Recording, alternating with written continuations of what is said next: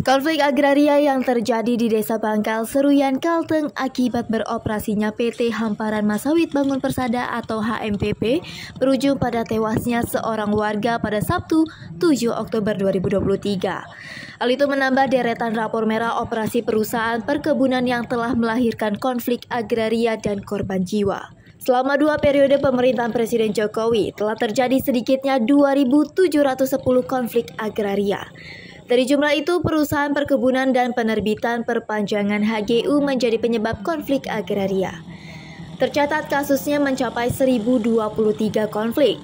Angka itu mencapai 37% dibanding sektor lainnya seperti kehutanan, pertambangan, dan infrastruktur. Pemerintah yang seharusnya menjatuhkan sanksi berat kepada perusahaan termasuk mengevaluasi penerbitan konsesi karena merampas tanah warga malah mendapat perlakuan istimewa. Melalui legitimasi hukum, kepentingan pengusaha terus menguat termasuk munculnya kejahatan agraria dan pelanggaran HAM. Hasilnya perampasan tanah terus terjadi. Bahkan nyawa dan hak konstitusional warga atas ruang hidupnya ikut melayang. Di sisi lain, alih-alih menyelesaikan konflik, aparat justru dikerahkan untuk menyerang warga yang memperjuangkan hak atas tanahnya.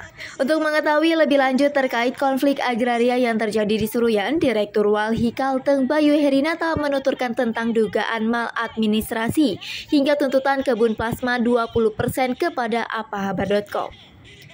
Memang catatan panjang ya, khususnya untuk PT Hamparan Masawit Bangun Persada ini, karena dari data yang kita himpun berdasarkan laporan perkembangan perkebunan Dinas Perkebunan Provinsi sampai dengan tahun 2021 terakhir kita dapat laporan buku itu, memang mereka tidak ada sama sekali membangun kebun plasma untuk warga ya, warga desa yang izin mereka masuk ke dalam wilayah administrasinya tadi.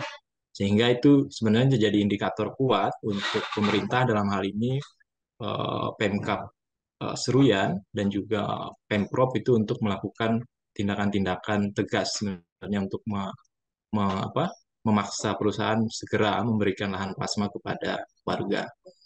Nah, catatan kita ada maladministrasi juga sebenarnya terhadap perusahaan HMBP ini.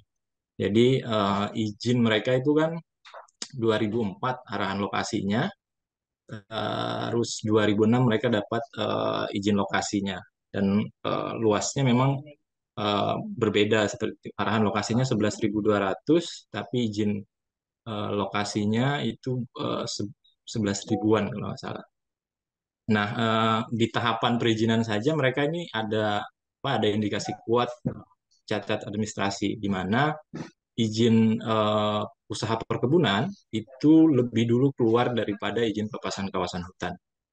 Ini satu hal yang menurut kami penting juga dalam konteks evaluasi perizinan tadi dilakukan oleh pemerintah ya. Dan baru tahun 2000 berapa nih? Bentar. 2006 mereka dapat HGU. Itu luasnya cuma 11.000 hektar. Nah, dua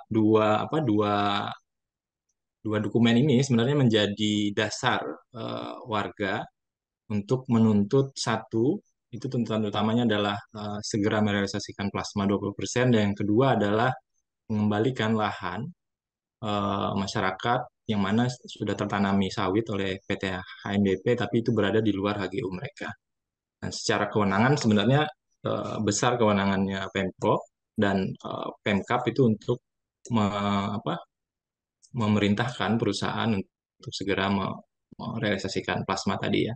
Karena dari Permentan 98 2013 ataupun di konteks provinsi itu ada Perda 5 tahun 2011 tentang pengelolaan usaha perkebunan berkelanjutan. Di sana ada tuh kewenangan Pemkab dan Bupati atau gubernur untuk memaksa ya perusahaan segera merealisasikan kebun plasma, dan kalau itu tidak dilakukan maka ada tindakan-tindakan tegas, sanksi administratif, dan juga sampai ke pencabutan izin. Kewenangan-kewenangan ini yang sebenarnya tidak dilakukan oleh pemerintah, sehingga ada kelalaian di sana, menyebabkan konfliknya berlarut-larut, tidak terselesaikan, dan nampaknya tadi terjadi gesekan ya di lapangan seperti itu. Dan yang menjadi korban selalu saja kelompok masyarakat atau warga.